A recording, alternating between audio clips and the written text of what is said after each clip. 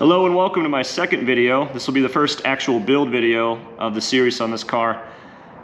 So the first thing we're going to do is address these wheels. I decided to try to be cool and buy some ginormous wheels for the rear and leave the fronts relatively normal size because I can't steer with any bigger wheels on the front. So what we got to do is basically fool the rear and the fronts to match. With that, I figured it'd be easier to try to fool the fronts to match the rears. Initially, I wanted to try to do it electronically. I did a little bit of research on it, asked some questions, people online, and essentially what we got to do is, I was trying to initially just disable ABS and just run without it. I was like, all right, maybe I'll just unplug everything. It should be fine. But then I realized you need the wheel speed sensors to control the DSG gearbox properly. Otherwise, it won't shift right. It will still shift, but it will be very slow. It'll behave more like an automatic. So to avoid that, we need to get it working correctly. My first inclination was to try to splice the wires from the rear and match the front and just make it behave like the car never had anything wrong. But then I realized, yeah, maybe having ABS wouldn't be such a bad idea. It's not a professional track car or anything like that. And I would like some creature comforts and nannies, be able to turn them off at will. But so the goal is to keep it correct. My initial thought was maybe just dumb down the sensor's voltage, but then after research, it turns out the frequency of the AC signal is what determines the wheel speed, not so much the amplitude. So if I were to space the sensor out more, it would just make it run less efficient. It wouldn't report a different speed though. So that got me thinking, okay, I need to modify the tone wheel that the ABS sensor runs on, or the tone ring if you want to call it that. Here's a stock wheel hub from another project that I was working on. This is just the old one I had thrown away. All it is basically is just a metal wheel with holes in it. So what I wound up doing was I determined the number of interactions with the sensor is what determines the frequency per rotation. So to make this match a rear wheel, I would need basically 7% less interactions with the sensor per revolution of the wheel. So that involved me having to think about how I want to go about making this work. Initially I was like, well, you could probably just cut out 7% of the metal pieces and just, you know, do it spaced out, but that probably would produce a nasty signal. So I need to make sure they're evenly spaced and have the same amount of metal between each one. So my thoughts were, we're going to replace the tone wheel entirely with something built brand new. First I need to design it though. So far in Fusion 360, I made this model, well, this is a sketch so far, of basically it's the same measurements as the wheel hub right here, but I've taken into account the amount of holes that I need to have in it is changed to 40 holes from the original 43. So what I've done is just basically done some math to determine how big these holes need to be to keep the same amount of metal in between each, and made the model. So what we're going to do is we're going to extrude our sketch here. I got 2.89 millimeters when I measured the thickness of the plate. And there's our part. We will submit that and have Xometry make it, hopefully. So I sent my design out to Xometry, and a few weeks later I got these parts in. They came out pretty good. Looks exactly like what I sent. I need to make a way to mount them to the existing hubs, replicate the same spacing. Luckily these aftermarket hubs from Melee, or I think Vico makes this one. Yeah, I bought two different ones in separate orders, but they have screws that actually can just remove the bottom part of the tone ring. So I'm going to try to see what I can do and make up.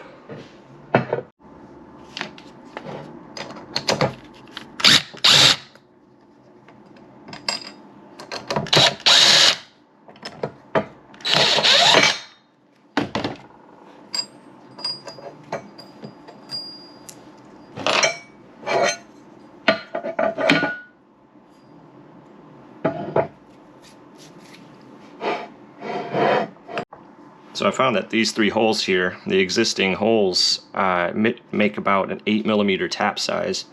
So I figured I'll try to throw a few bolts in and raise them to the height that this is, and then I'll just weld the ring to the bolts and call it a day.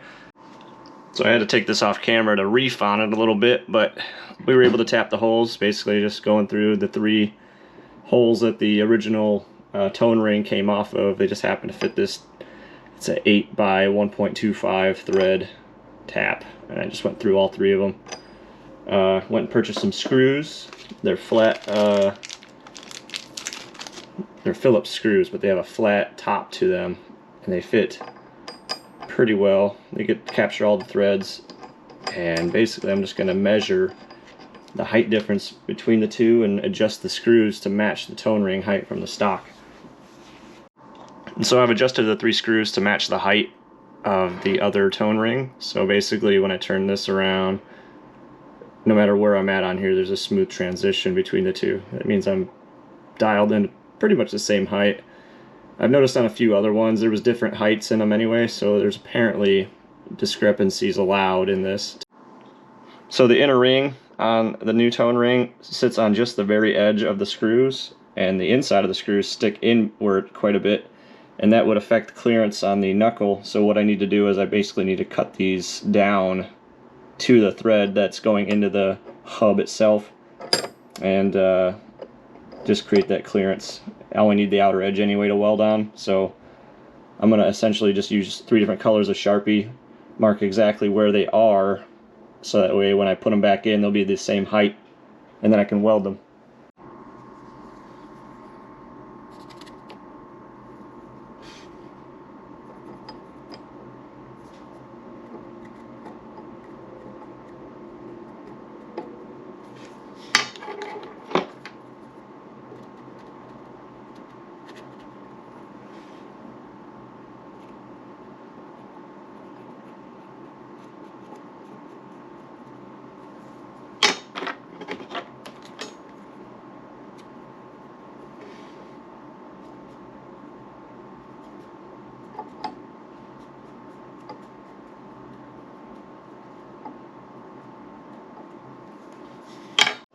Alright, now it's time to remove the screws, take them to the shop, cut them on the bandsaw, just down the middle. I'm basically going to cut it right to the point of getting to the threads, so I still have the full thread engagement, but I'll be able to at least make it so it clears everything. Alright, so what I've done is I got the bolt marked. I don't know if you can see it on the camera. There's a red mark right where the threads need to go cut down to, and then I have it to the width it needs to be cut to. So what I've done was I grabbed a nut that fits it, put it in some vice grips, thread it down to that point, and I should be able to just run it into the bandsaw and then cut it sideways to knock it off.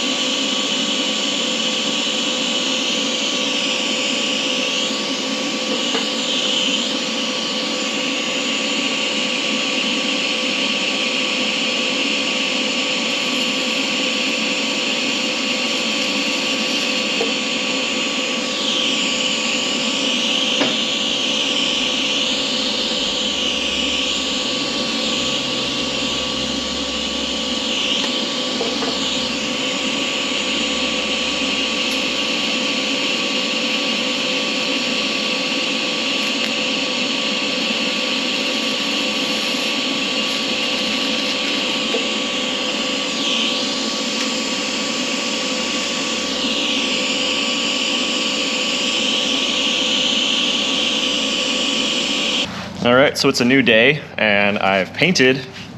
After we welded and everything, I got the new hubs, the modified ones. They're ready to go.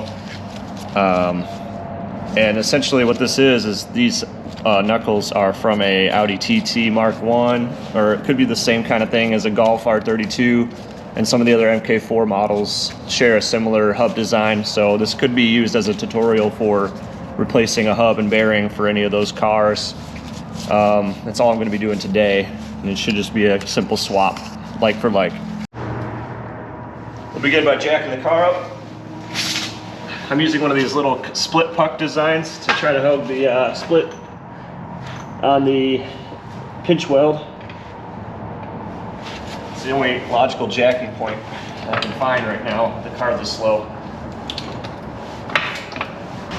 Use my impact gun to remove the wheels.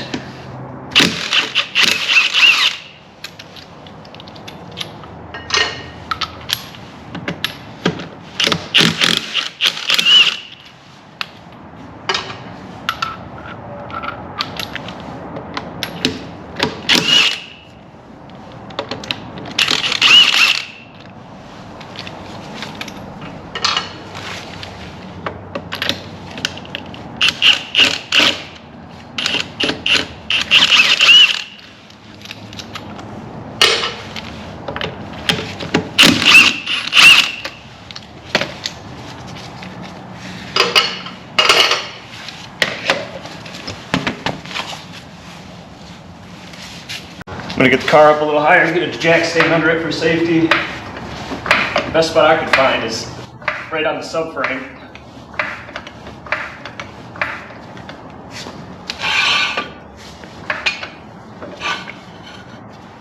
Set it down on that. Keep the jack tensioned a little bit just to give it an extra something to hold on to. All right, so these brakes came from a Mark 1 TT, the S-line model. So this is the 3.2 VR6 brake calipers. Same thing as the Mark 4 R32. The back side of these have two little plugs that open up, and it reveals 7mm bolts that you got to take off to get the outer caliper off the carrier. All right, so I managed to get these two bolts out of the back. Just use one of these Allen keys, because clearance issues with the brake hose. This top one, the bottom one you can get with a socket. The top one, definitely I had to use this one because it's a lot shorter. It was a pain in the butt, but I eventually got it. They just kind of wiggle out once you get them to the end. The rubber guide kind of wants to hold them in, so you have to pry them out if you get stuck. But at this point we should be able to remove this clip here, and then the caliper should come off the carrier. You should be able to, sometimes you can get the rotors off with just the carrier being left, but I think on these we'll have to take the carrier off as well. I had to do this part off camera, needed two hands, so basically all I just used was a screwdriver and a pair of vice grips to kind of finesse it out, try not to bend it, because it's going to need to go back on obviously. Beyond that, I think we're free. Just need the trusty bent screwdriver. Should be able to free it up, and then we'll get a bungee cord to hang it up for the meantime. So in my case, I have a wheel spacer on here that's got bolts from H&R. So it's basically just going to be as simple as ripping these 17 mils out with the impact.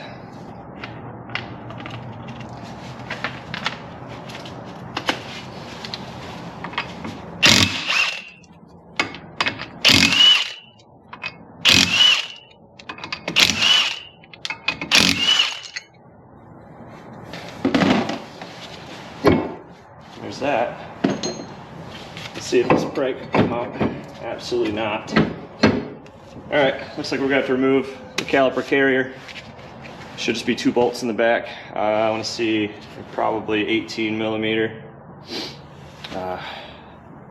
Let's see what we got. See if we can see it without lighting.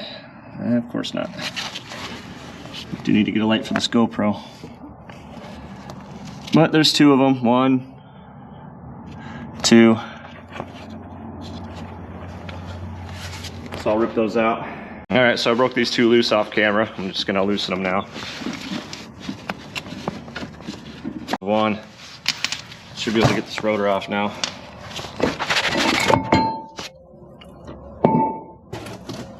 I'll take the other bolts out now.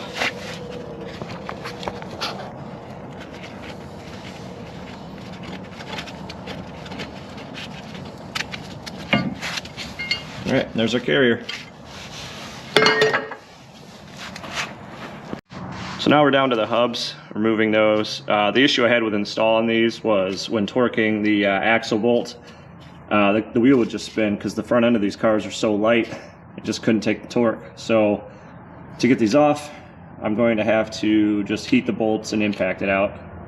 There's no way I'm taking that out with the weight of the car. That's why I didn't do it when the tire was still on. So let's break out the torch.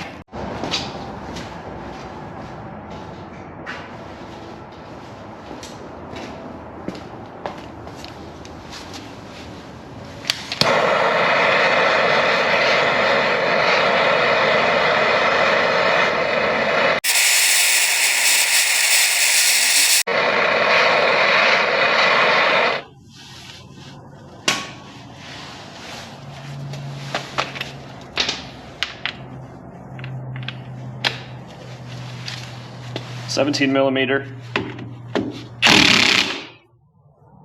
Dirt, might want to hold on to it.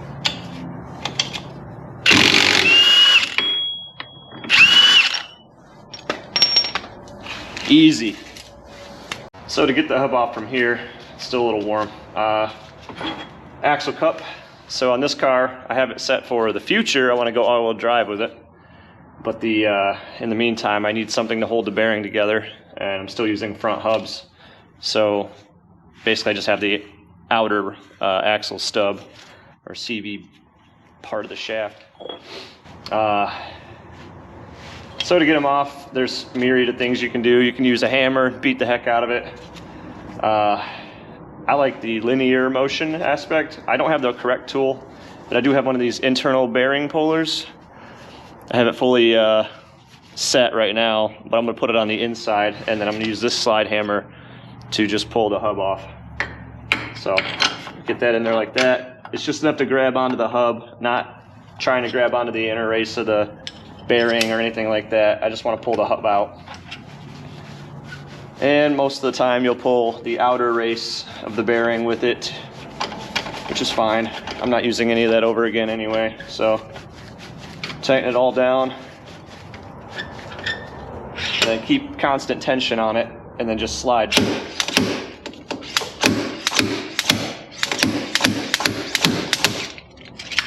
And just like that, you got a hub. Sure enough, the inner race is right there. You can see inside. There's our outer race of the outer part of the bearing. So these bearings have two bearing housings within them. Some cars have two different sizes, but this generation they're identical, so you can flip the bearing around either way. All right, so we'll carry on with the removal. Onto the snap ring that holds the bearing in. Invested in a nice set of snap ring pliers. I like these ones from Channel Lock. They go in or out. You can set them to do either or. Kind of neat. I think a dedicated set with all the different angles would be even better, but this seems to do.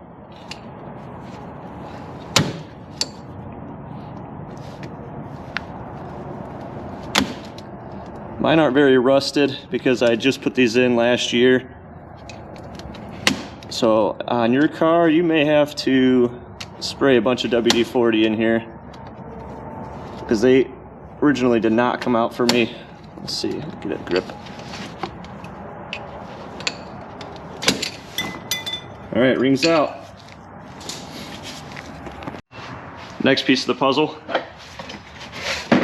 is a bearing press tool. They have a bunch of different names for them. I don't know what it's really called, but essentially all it is just a big bolt with a bunch of different plates that you can use to press in or pull out bearings from their housing without having to put it on an actual press. Very handy to have. We just have to assemble which sizes we need and pull the old bearing out. So the goal on this is you got to make sure that you get your disc to be about the size of the outer race of the bearing, but you don't want to be larger than the diameter of the actual knuckle. And this is what we're going to use to press on it from the back. So this will come around here and it'll go inside of here. That one might actually be a little too big. So this one, just barely big enough to actually grab the outer race, but it'll fit inside of here no problem. The other thing is you want your cup on the outside to capture the bearing when it does come out. So that's got to be bigger than this diameter so it rests on it. You don't want it too big so it goes all wonky on the outside, but in the center it should be good enough. And it's got to be bigger than the bearing housing so it captures it. So I assemble it this way. I go with whatever side I'm actually turning. It's going to have the bearing on it. So I'll keep the cup on this side.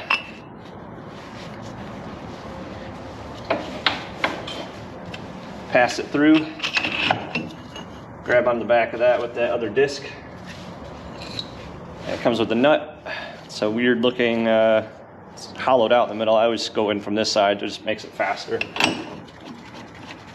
And I don't mind using impact to take them out. When I put them in, I will definitely put them in with a little more finesse, not so much impact. But this makes it just go a lot faster.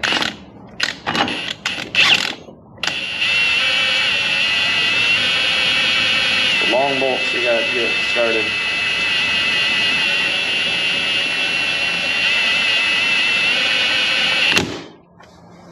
Now that it's finally starting to cinch down, just verify everything is in its right place. You don't want to be pressing on the knuckle, you could break something. Just make sure it's only on the back side of the bearing, and then the cup is the only thing that's capturing it. It's out of the way of everything else. So you can go about impacting. Everything looks good here.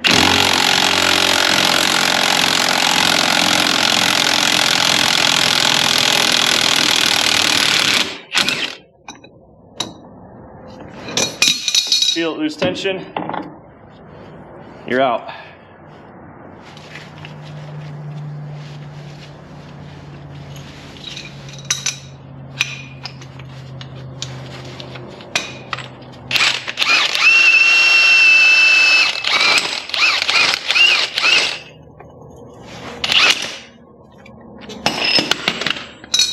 All right, separated that. Inside of our cup, sure enough, that's our bearing. Cool. So it came out no issues. Now it's a matter of cleaning the surfaces and pressing the new one in. So in my case, mine are pretty clean because I just installed these not that long ago, but a lot of times you'll have a ton of rust and just debris inside of here. I have a little bit. I'm gonna clean it out with a rag. There's actually still grease in here from when I pressed it in the first time.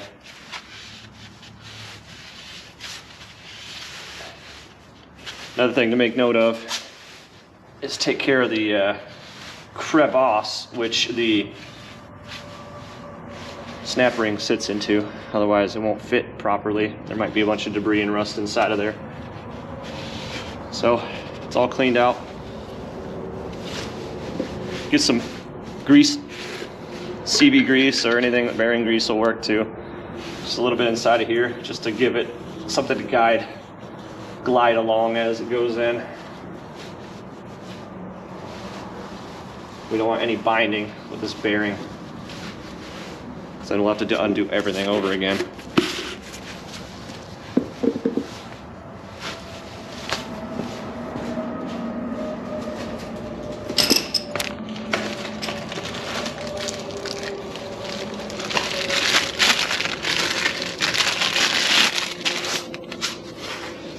Here's our new bearing. As you can probably see inside, it's got 2 races. On some vehicles, these will be off center, and there'll be one larger than the other, and that'll determine which one goes on the outside. In our case, they're identical, so it doesn't matter. The last couple I've been putting in, I just keep the words on the outside so I can view what kind of bearing, size, or any markings it may have.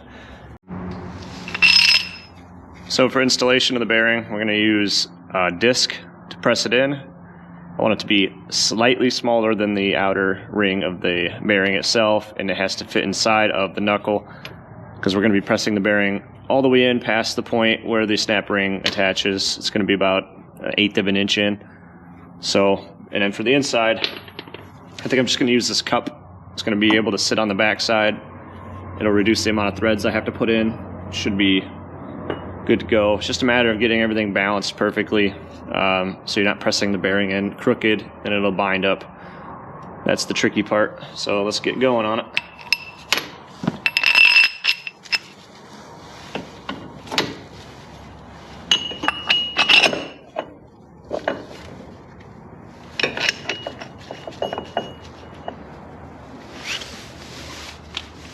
I'm going to use the impact just to run it in, just to get it close.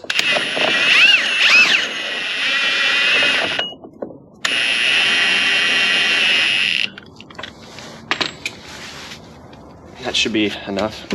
Try to balance this out as best I can.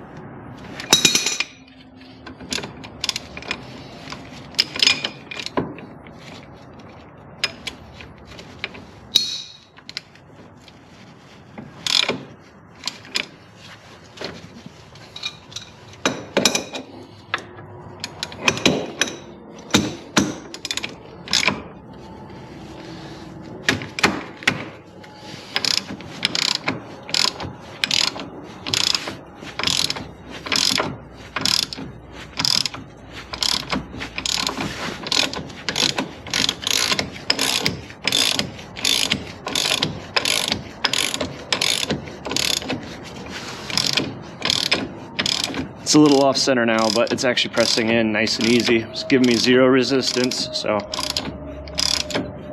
I'll just readjust it once we get closer.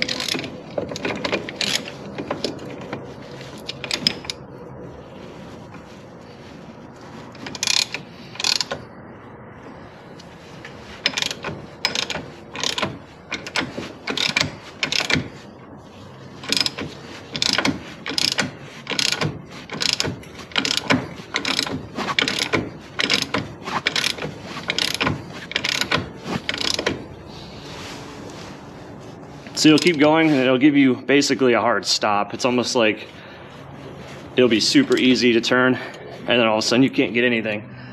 At that point you stop. Don't go any further. It's already there. You don't need to go any further. Use the impact to remove the bolt.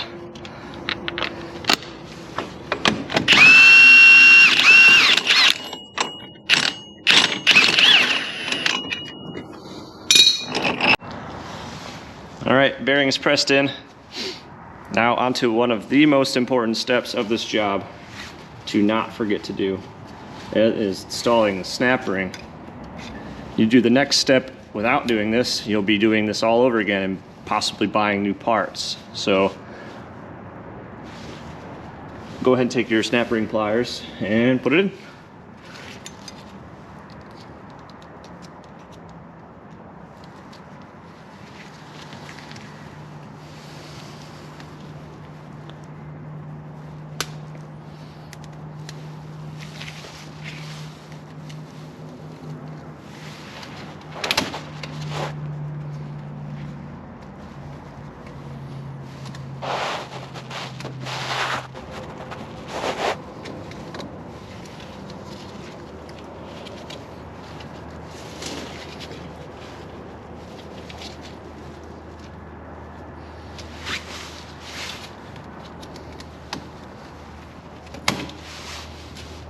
Sweet.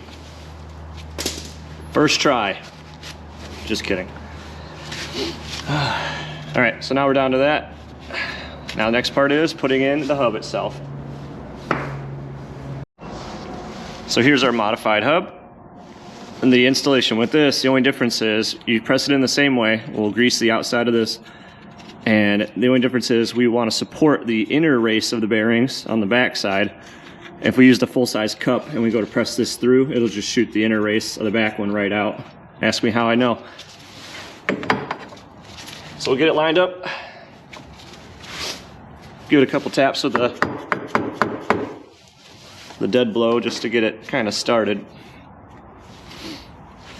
You could use anything on the outside. Pretty much anything will set it up.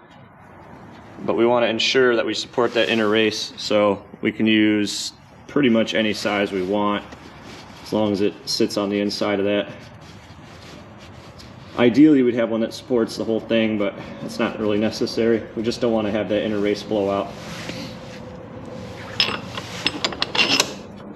We do want to make sure it fits inside of the back of the knuckle and actually touches the bearing as soon as we get started.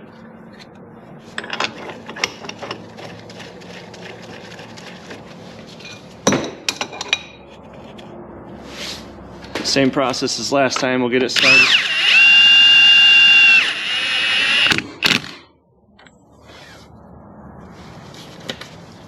This side's not as picky because we don't have to worry about an odd shaped knuckle at the back. That was the issue I had with putting the bearing in.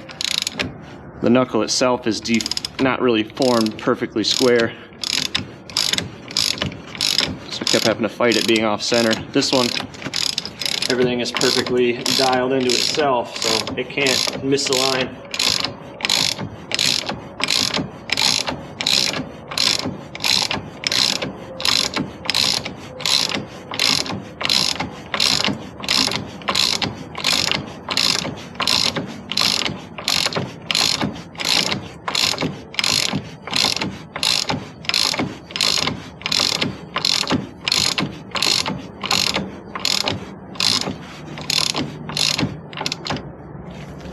Same kind of thing with this. You feel it start to stop, just give it a little bit of a snug, but you're there. You're as far as it's going to be able to go. So break it loose.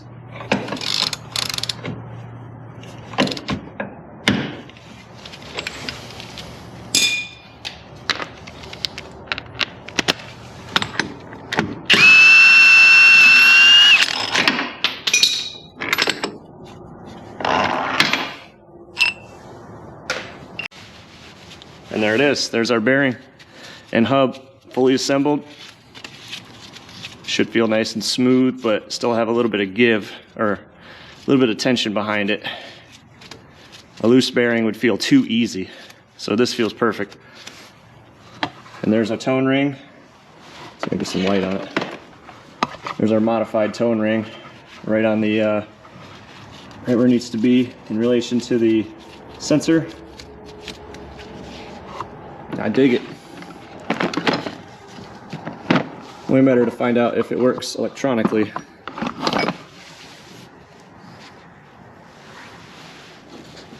Next step, let's get some better lighting.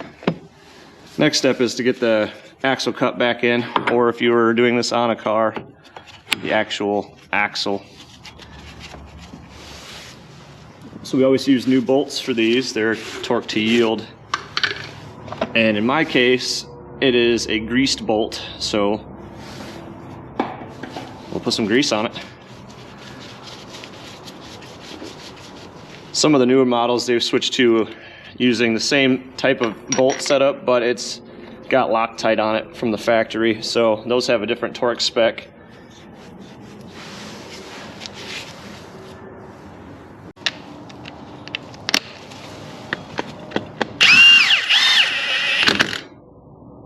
Get it started.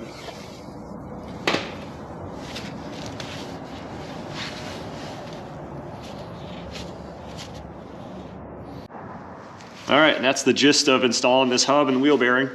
The center bolt, we're gonna torque to 140 foot-pounds. I gotta get the car's weight on it and try my best to get that final quarter turn that's on top of that to get the final torque value. As far as installation of all this, just the reverse of disassembly.